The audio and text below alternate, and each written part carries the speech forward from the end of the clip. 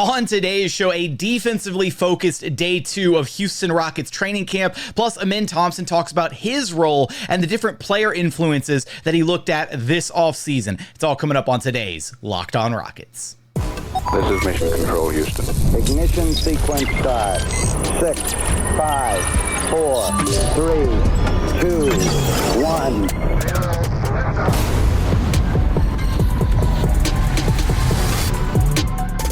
What's up and welcome to another edition of Locked On Rockets, your daily podcast home for everything Houston Rockets basketball. As always, I'm your host, Jackson Gatlin, native Houstonian and credentialed media member. I'm also the host of Locked On NBA Mondays. Be sure to follow along wherever you listen to your podcasts or on YouTube. Just search Locked On Rockets. Be sure to like, comment, and subscribe. The comments help a ton. Do a drive-by. Just say go Rockets. Share your favorite part of training camp. Share your favorite part of the training camp footage. All that good stuff. Now, today's episode is brought to you by Game Time. Download the Game Time app, create an account, and use code LOCKEDONNBA for $20 off of your first purchase. And as always, thank you so much for making Locked On Rockets part of your day every single day, whether it's on your way to work, on your lunch break, in the gym. Thank you so much for being an everydayer.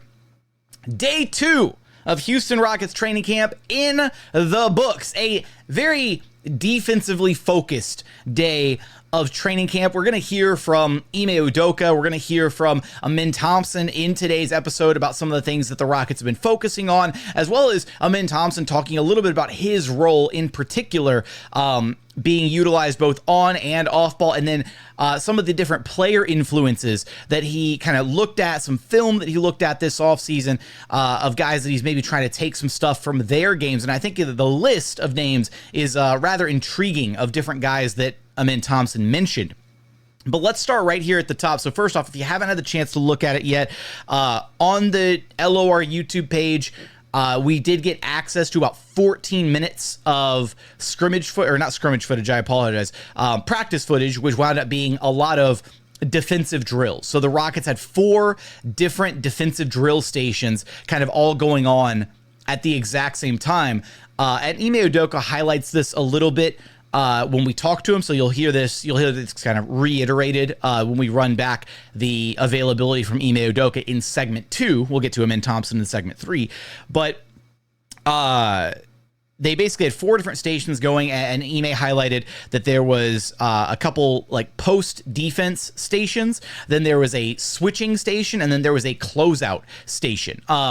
And he basically wanted to point out that there were a lot of areas that the Rockets were really successful in defensively last year, but areas that he still wants to tweak, little things that he wants to fix. And it was really cool seeing just the minutia, the little small areas of how these coaches try to maximize these players. So from where media was located, we were directly on the baseline of the basket that was being utilized as the quote-unquote closeout defense station. And so Ben Sullivan, assistant coach Ben Sullivan, was the one running that station. And it was really insightful to just see and hear him discuss and talk about the different techniques that go into how you need to close out, how he was coaching up different guys as they were attempting to close out on different shooters, and which guys were, more successful versus less successful on the closeouts. The guys that you think would be successful were, honestly, on the closeout drill. Dillon Brooks did a great job. The pass didn't even, essentially what they were doing is they were having a fake driver at the top of the key drive in and then kick the ball to the corner. And the goal was to close out on the corner driver and prevent them from getting the pass period, prevent them from getting an open shot, or force them into a very, very tough driving angle going baseline, kind of utilizing that baseline as the 6th defender on the court. And Dillon did a great job. Jae'Sean Tate did a great job. Sheppard, he had a moment where Ben Sullivan asked to run it again so that Reed could try it again. And the coaching that Ben was giving Reed was like basically like, look, when the corner guy catches it, if he takes off and starts to drive, give him one good strong bump. He's like, if you give him multiple bumps, you're going to get called for a foul. But if you give him one good strong bump on the initial drive, you can get him off balance and you can force him into the baseline and kind of cut off his driving angle, but you don't want to give up multiple bumps. That's going to lead to a foul. So they ran it back, and Reed did that on the next possession. One strong bump to the chest, and then he pushed the offensive player out of bounds. So it was just really cool watching all these drills taking place. On the basket to our direct left, and again, if you haven't seen the footage, it's all available. All 14 minutes of the Rockets drill footage is all available on the YouTube channel. Be sure to go check it out. The other station that they had, the switching station, was a station heavy on communication, where they were practicing the different call outs for whether you stay home, whether you're switching, how you're guarding different pick and roll coverages. And it was essentially just kind of like a two-man station where they had a ball handler, they had a defender, and it was just like a little 2-on-2 top of the key practice where the guys who were playing defense were calling out whether they were switching, whether they were staying home, and practicing different switching angles, all these different, kind of methods to the Rockets switching defensive scheme. And then the final station or stations was the post defense stations taking place on the opposite side of the floor. And these stations, I think this is maybe the most important or biggest takeaway here for these stations. Not only, so first off, all these stations, the Rockets coaching staff was cycling players through all these stations. So they'd spend time at one station and then they'd get cycled to the very next station. So I think it's a further sign that having the new practice facility, having 2 full-size courts, having 4 different baskets where you can space out all of the assistant coaches, where Ime can walk between each different station, provide his insight, provide his coaching where necessary, and then go to the next guy, is really important, right? That's going to help the growth. That's going to help the development of this team so much. But at the post defense station, for the majority of time that we were watching the drills take place, we saw a good amount of time of Jabari Smith Jr. and Steven Adams working on the post defense station. And that's going to be huge. Every time that we've seen Jabari Smith Jr. kind of deployed in practice footage, summer footage, everything that we've gotten our hands on throughout this offseason, he's consistently been utilized as a big. Where he's matched up with Alperen Sengun in certain practices, or the Rockets mini camp out in LA. He was guarding Sengun in that footage. He was at the post defense station guarding guys like Steven Adams and dealing with Jeff Green on the block and things like that. Different versions of different styles of players. And I think that's going to be huge for Jabari Smith Jr. to become a better interior defender, right? Having to deal with guarding the massive human being that is Steven Adams every day in practice is only going to help Jabari Smith Jr. understand where he can be effective, how to deal with bigger, stronger players than himself, as well as finding different ways, right? Because you don't just, if you're not a big, strong person to match the strength of a Steven Adams, then what do? How do you counter that on a post-up? You front him, right? You deny the entry pass first and foremost, and then if you do have to get behind him, then body up, maybe swipe at the ball a little bit, try to force a turnover. Don't just try to go chest to chest with him, because he's going to overpower you. So watching all these different drills, watching all these different stations take place was really awesome. Seems like the Rockets are putting a renewed emphasis on, yes, they finished the year as a top 10 defense, but as Ime Udoka already discussed, they were top 10 in certain categories. They want to double down. They want to get better at some of the areas that they were already good at last season. And then this year we can start talking about them being kind of top 5 in certain categories. So coming up, want to hear from the man himself, Ime Udoka, his insights into day 2 of Houston Rockets training camp, as well as we'll get to hearing from Thompson a little bit further down the line. And got to talk a little bit about Reed Sheppard and how lights out he was shooting the basketball after Houston Rockets practice. We're going to get there in just one moment. First, today's episode is brought to you by FanDuel. Look, NFL fans, you can start the season with a big return on FanDuel, America's #1 sportsbook. So when you get a hunch in the middle of the game, you can check out the latest stats, view live play-by-play, and so much more on the exact same page where you actually place your bets. You'll get started with $200 in bonus bets guaranteed when you place your first $5 bet. Just head on over to FanDuel.com. You can take a look at all sorts of different wagers, like different season awards, division winners, conference winners, or just the outright favorites to win the Super Bowl. Right now, the Chiefs are at plus 500, 49ers plus 650, Ravens plus 800, the Bills plus 1,000, the Lions plus 1,100, and then your Houston Texans sitting at plus 1,300 to win it all this season. So for all those odds and so much more, head on over to FanDuel.com. And continuing on here at Locked On Rockets, your daily podcast home for everything Houston Rockets basketball. Let's go ahead and dive into and hear what Ime Udoka had to say about day 2 of Houston Rockets training camp. Yes. You could correct me. Rebounding drill. Go ahead. What were some of the things that you guys worked on today? Defensive emphasis. We looked at all the improvements which we made last year, which were pretty vast, and so I want to reiterate some points as far as that, and also commend the guys for how well we did. Going from 29th defensively to 7th in the league, and how we got there, and all those specific things. So had a good film session to show some good and bad of areas we want to work on today, and making some goals. What was the purpose of we just saw 4 different stations kind of going at the same time just now? What was the purpose of kind of each individual station? Post defense, some of our switching to some of the schemes behind it. Post defense and shifts, inch outs. An area that really hurt us last year at times was overcommitting to penetration, and so we wanted to get into the lanes, take away some 3-pointers. So the lovely part about a new facility is you can work at multiple baskets and get all those things done at once. Some of the things that you all have been teaching Reed as far as defense is concerned, especially being a rookie, there's going to be times where some people are going to try to seek him out while he's on the court. Yeah, first part is compete and have the edge chip on your shoulder as far as guys trying to go at you, but also ways to protect behind it, and what we'll do as a team to avoid some of those mismatches. So that's part of what we worked on today, is not only the switching the proper way and the technique as far as that, but how to protect behind it and get yourself out of trouble. You mentioned the value the other day of a man being able to play many positions. How does that work in this setting? Do you say, okay, I want you to be a point over there, he goes to a station and does something else, or how do you make that work?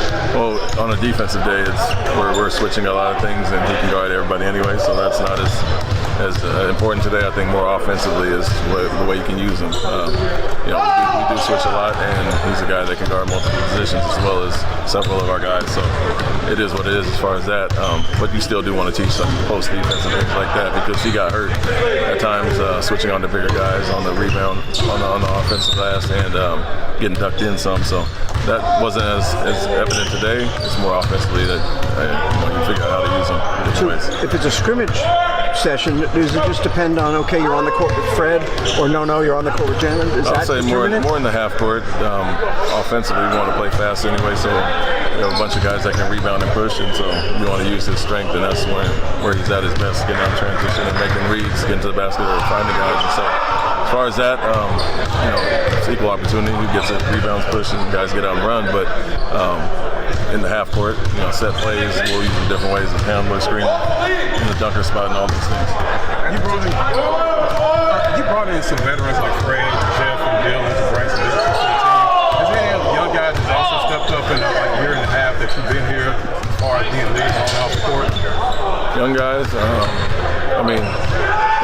learning on the fly. I wouldn't say, I'd say Jalen and Alperen, they've been here the longest, so they're getting more comfortable as far as that, and they learned a lot from our guys last year that they can implement, but also use their voice as well. So although we love Steven coming in, he's pulling guys aside nonstop already, we want our young guys to take on that leadership role as well. After 2 days of training camp, how much of your philosophy and your coaching style that you brought in and implemented last year have you seen in the first 2 days of training camp this year? I think it's just, it's not your first time doing it, and so, like I said, we have these great film sessions where we can take a look at everything we did last year, and so just a quick refresher reminder of things we did well and things we can improve on, and then you take it right to the court, but it's not their first time seeing it, so like I said, we're not going to skip any steps as far as building it back up, but it's also not your first time learning it, hearing about it, and trying to do it, so it's just good for them to see it and get right back on the court and do it, so we can, like I keep saying, hit the ground running this year and not have to implement it as we go. We saw some footage yesterday, courtesy of the social team, of a kind of a 4-on-4 offense-defense drill. Kind of what's the purpose behind that drill, and what kind of went into the thought process and how those teams were divvied up? There was nothing specific about the teams. We just split it up pretty evenly with guards, shooting guards, 3s, 4s, and 5s. but the purpose of the drill is to play at a fast pace, go from defense to offense, get a stop, and the next team is coming. And so communication is a big part of that, and that specific drill kind of causes some chaos out there, and you have to really communicate, get matched up, and you'll be cross-match at times as well. So it works both ways for offense and defense, but it's really a good defensive drill for communication and being alert going from defense to offense. Thank you. So, head coach Ime Udoka sharing some insights into both day 2 of the defensive focus of day 2 Houston Rockets training camp, as well as talking about some of the individual guys on the roster, talking about Ime Thompson's role and everything. I kind of want to start from the back there and work our way to the front of what some of Ime Udoka had to share with us. There was a different drill. So again, day 1 of training camp, media, we didn't get any access to see any of camp. All we saw were the free throw drills at the very end of practice, and there's not a ton to take away from the free throw drills. So it was a lot more exciting day 2 seeing, 14 minutes of actual drills and, defensive components being installed, all that. But the Rockets social team, which shout out to the Rockets social team, already killing it so far this season. They were able to publish some footage, and there was some footage of a 4-on-4 drill, kind of an on-off defense drill. And so I appreciate Ime kind of highlighting the purposes of that drill. The teams were divvied up kind of a certain way, where like Ime Thompson's team, it was Ime, Dillon, Jabari, and Jeff Green, I believe it was, if I'm not mistaken. I'm going off rip here. And I kind of looked at that and I thought, man, Ime Thompson's the guard of that team. That's kind of exciting for everybody still holding out hope or putting, still holding on to their Ime Thompson point guard stock or primary ball handler, lead guard stock, whatever. Don't get rid of that stock yet. I think it's going to pay serious dividends down the line this season. But Ime kind of highlighting that drill was all about communication. It was a chaos drill, kind of, obviously there's some offensive components to it, but also forcing the cross matching. You have to be able to communicate at a high level because you're immediately going from being on offense to then having to shift and be on defense when the next team steps on the court. And so I thought that was a really cool drill. You saw the intensity in that drill, talking about the pace and how quickly they were playing through those actions. And that kind of embodies, I think, what we're going to see some of this season with the Houston Rockets playing a much more up-tempo style. Now, he did talk about leadership at one point and kind of which of the young guys are kind of stepping up as leaders. And he highlighted, obviously, Jalen and Alperen kind of coming into year 4. They've been here the longest. They're probably the young guys who are most comfortable at this point, stepping up and voicing things as leaders on the court. We already know that Jalen Green has taken a step or taking another step in his kind of leadership direction, organizing the Rockets mini camp, right? Getting these guys together, talking every day about wanting to, about needing to make the playoffs per his media day availability. And then Alperen kind of getting out there and also being kind of one of the rising voices in that Rockets locker room. But he also highlighted that Steven Adams is already playing his part, right? As a veteran influence, he's pulling guys aside nonstop already, providing his insight, his wisdom, and kind of factoring things in there. So again, Steve-O is going to be a huge addition to this Rockets team. And then the other thing, he was talking about Ime Thompson and how they plan to use him a little bit. And he highlighted that, Ime Thompson's strengths are playing in the open floor, right? As are many of the athletes on this roster, like guys like Jalen Green, Cam Whitmore, Ime Thompson, Tari, Eason. You get them in the open floor and get them running in transition, off of a miss or off of a good defensive play. And then that's where those guys are going to be at their most lethal. So obviously that makes a lot of sense. And he highlighted that, but he, when asked, kind of followed up and talking about kind of, okay, well, in the half court, we're going to use him in a variety of ways. And he specifically said, we're going to use him as a handler, a screener. We're going to use him out of the dunker spot, different ways in the half court. And again, this is even more emphasis because we didn't see Ime Thompson as a ball handler last season. Right? Keep in mind, when Ime Thompson came back and when he was reinserted in the Rockets lineup and even when he became a part of the starting lineup down the line, I don't think we ever, except for maybe a one-off occasion here or there, I don't think we ever saw like set plays where Ime Thompson was the primary ball handler in the half court with the Rockets offense last season. I'm just completely going off memory. I really don't think we saw that ever. So the fact that Ime continues to talk about Ime Thompson and his evolving role, using him in multiple spots on the floor, I do not think for 1 second that we are going to see the same version of Ime Thompson from last season where he's only used as an off-ball wing, where he's only used in the dunker spot or as a screener. We are going to see the next step in the evolution of Ime Thompson this season, where the Rockets, where Ime does trust him to run the offense, where he is going to get some opportunities in the half court, not just transition where he gets the rebound and he guns it, where he's going to get opportunities in the half court to have the ball in his hands and to dribble, penetrate, to attack, to get downhill, and to create for his teammates. And that is incredibly exciting. We're going to hear from the man himself, Ime Thompson, here in just one moment, kind of what he's working on so far through camp and some of his off-season influences, some of the film that he looked at of different players around the association, as well as, I got to highlight here, Sheppard being a completely unconscious, lights-out shooter. We're going to get there in just one moment. First, today's episode is brought to you by Game Time. Look, Game Time has a new feature called Game Time Picks that makes getting tickets for your favorite live events even easier. Game Time Picks filters out the fluff to show you only incredible deals on great seats, so you don't have to waste time searching through thousands of different ticketing offers. But that's not the only feature that Game Time has that's awesome. They've got their Game Time ticket coverage, the most flexible customer service policy in the ticketing industry. They've also got their lowest price guarantee, views from your seat, so you know exactly what to expect when you get to the venue. But the best one, and this is my personal favorite, they're all-in pricing. So this is a feature, you download the app, you toggle on their all-in pricing feature, and they are fully transparent with you from start to finish about what you are going to pay for your tickets. I don't know about you, when I'm buying tickets could be to go to a game, a concert, whatever, I hate it when I go through the whole process and at the very end, they hit you with like the digital handling fee and the service charges and yada yada, the convenience fees, all this stuff, right? You end up paying more in fees than you do for the actual tickets. It sucks. Doesn't happen with Game Time. Download the app, toggle on the all-in pricing feature. They are fully transparent from start to finish. It's fantastic. Take the guesswork out of buying your tickets with Game Time. Download the Game Time app, create an account, and use code LOCKEDONNBA for $20 off of your first purchase. Terms apply. Again, create an account and redeem code LOCKEDONNBA. That's LOCKEDONNBA for $20 off. Download Game Time today. What time is it? It's game time. And final segment here at Locked On Rockets, your daily podcast, home for everything Houston Rockets basketball. Let's go ahead and dive into what Ime Thompson had to say at day 2 of Houston Rockets training camp, and then we'll talk about it.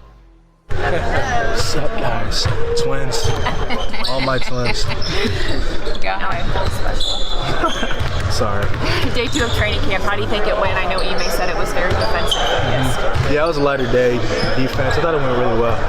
Just going over the defensive concepts. And I think guys are really getting it. It's all on the far end working on some post-up defense off the switches. Do you feel like you're getting more comfortable playing against bigger guys in the post being able to defend? Yeah, for sure. Last year I had to do that a couple times. So just the coach is helping me with that because I can switch to 1 through 5 sometimes. So just getting better at that. Yeah. How do you feel at the start of a training camp this year compared to when you were a rookie? Excuse me? How do you feel about just performing and going through the drills in your second training camp compared to your first? I feel a lot better. Last year, first year, starting to learn things, but this year it's more, I guess I'm a mini vet, so I'm not, I can see some of these guys, I guess. I don't know, I feel a lot better, a lot more in the know, you know what I mean? Is that your personality to teach other guys? I think so, yeah, sure. I want to ask you a question about off the court. You and your brother were honored at the Oakland Parks and Rec. You all went to the Hall of Fame, and I think it was Jason Kidd was there. I think Jalen Brown was there to speak. You had a lot of people from the Bay who was there. What was that like for you and your brother to be honored like that? It meant a lot. I wish I was there, but we had to go to LA, but it meant a lot, getting an award, having my family represent me up there with a lot of greats from Oakland. I went to college in Oakland. And I'm really happy, proud of Asar, proud of myself. So, yeah. Ime's talked a lot about you being such a versatile player, being able to be used in so many different ways on the court, defensively, offensively. How is that for you, adjusting kind of on the fly to different expectations? Like one day you're handling the ball more, one day you're playing more off ball. How does that work for you? It's just whatever the coach asked me to do. and I feel like I'm good at like a lot of different things.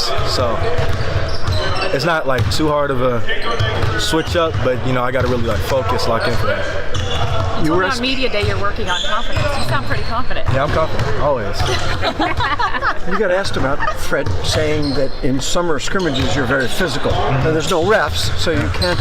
But it occurred to me that's what the select team coaches were saying. They were surprised by that. How would you describe if we asked you, how physical a player are you, or what is your strength when it comes to strength? What's right? What's true?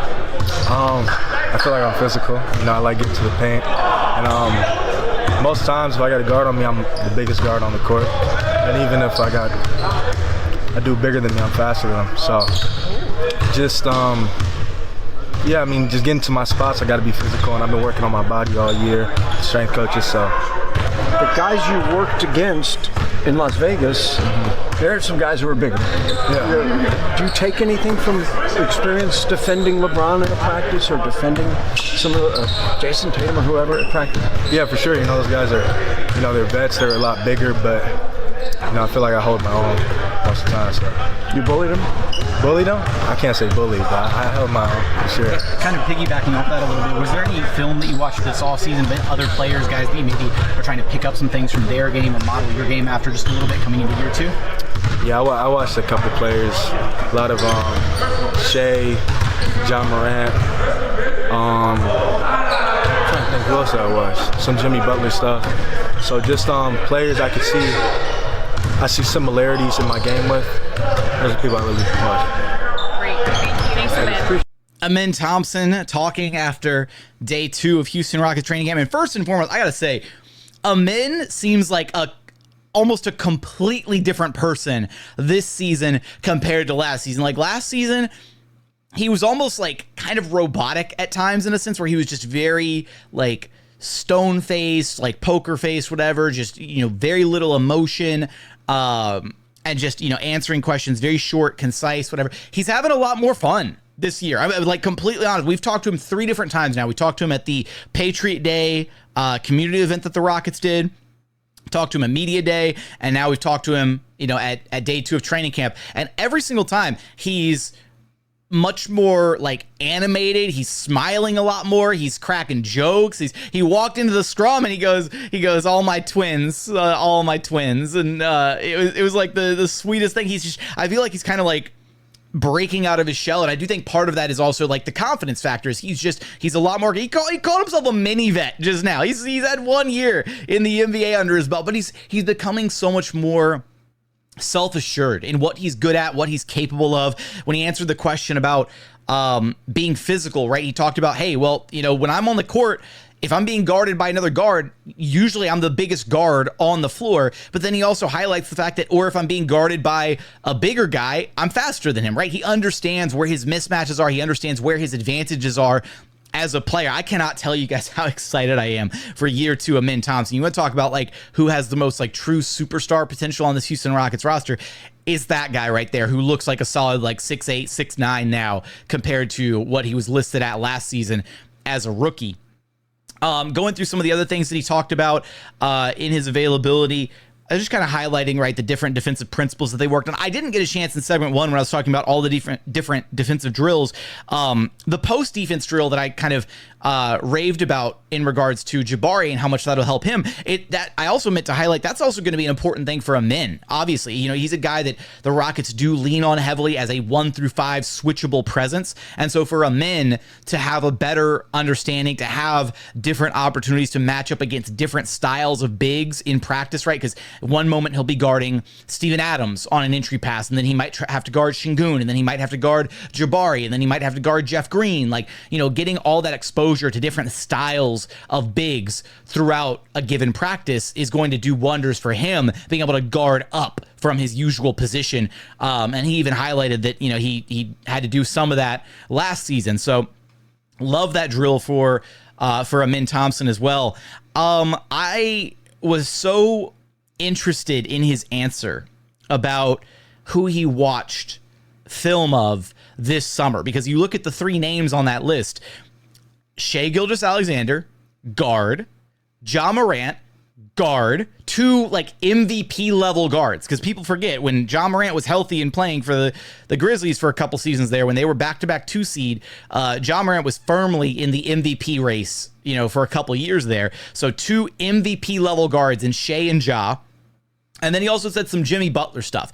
A point forward, basically, in Jimmy Butler, because Jimmy Butler has a lot of primary ball handling responsibilities and playmaking responsibilities for that Miami Heat team. Those are 3 guys that for Ime Thompson to be trying to take things from their game to maybe model his game after, or the fact that he sees similarities in his game with those 3 guys in particular, that's some really exciting stuff, right? He didn't go out there and he didn't start naming off a bunch of different wings or forwards, or he didn't dig deep and go for, some of the other comps that we've made on this show about guys like Andre Iguodala or Sean Marion, right? And obviously he's working with current players, but I thought that was really exciting, because I do think that there are different things from each of those guys, Shai, Ja, and Jimmy Butler, that he can apply to his game. The biggest thing, and I saw a lot of people when I posted this clip on social media, the biggest thing is none of those guys shoot threes. So Ime Thompson was like, who can I look at that doesn't quite have the range like I don't? No, I kid. But genuinely, right, all of those 3 guys are so effective. They are high-level, top 20, top 15 like basketball players in the association, despite not being high volume 3-point shooters. It doesn't matter, because they're so good in so many other facets of the game. So that's some really exciting stuff there. Now I will say, as practice concluded, we also heard from Fred VanVleet in day 2 of Houston Rockets training camp. If you want to go watch that clip, I didn't have time to include that one in the actual episode, but it's on the YouTube channel. It's available there if you want to hear what Fred had to say after day 2 of camp. After we were wrapped up with practice, some of the guys were still in the gym. The last 2 guys in the gym, I believe, were Thon Maker, who, again, the Rockets signed Thon Maker to acquire his G League rights. He's not going to make the final roster. Don't get, all excited about that. So he's there for training camp. He's going to go down to the Vipers eventually. And Reed Sheppard was still getting shots up at the end of practice. Reed Sheppard, guys, this dude is lights out automatic. Like, when I tell you, I'm gonna start crying. When I tell you the basketball gods saw how the Houston Rockets were punished for years by Wardell, Steph, and Curry, and then they sent us the reincarnated version of Steph Curry, who I won't refer to him as his other nickname, but we'll just call him Snow Curry here on the podcast. I still like IRS, Taxman, all those other nicknames, but dude is flat out automatic from downtown. He is a true sniper in every sense of the fashion, or every sense of the word. I took a video, posted it on social media. He went 12 of 13 in my video. I started recording a little bit later, though. Overall, he went 18 of 19 from the left wing shooting threes. Like, just absolutely unreal consistency, right? He is a true phenom when it comes to shooting the basketball. I cannot believe the Rockets got this guy. So excited to see what he actually does in his rookie season. The spacing is going to be so vital, but that's the crazy thing, is he's not just a shooter, right? In years past, he might have been looked at as, he's just a 3-point specialist. That's all he brings to the table. He is not just a shooter. The dude can handle, the dude can play make, the dude can defend. Like, Reed Sheppard is the real deal. Cannot wait to see the season get started and see how he's utilized by the coaching staff. But with that, I want your thoughts on day 2 of Houston Rockets training camp. What stood out to you? What did you like from the scrimmage footage? What stood out from, hearing from Ime Udoka, from Ime Thompson, all that good stuff? Let me know in the YouTube comments. But as always, thank you so much for checking out the show. If you haven't done so yet, please consider subscribing wherever you listen to your podcasts or on YouTube. But as always, thank you so much for watching. Thank you so much for listening. And we look forward to having you back right here at Locked On Rockets, your daily podcast home for everything Houston Rockets basketball.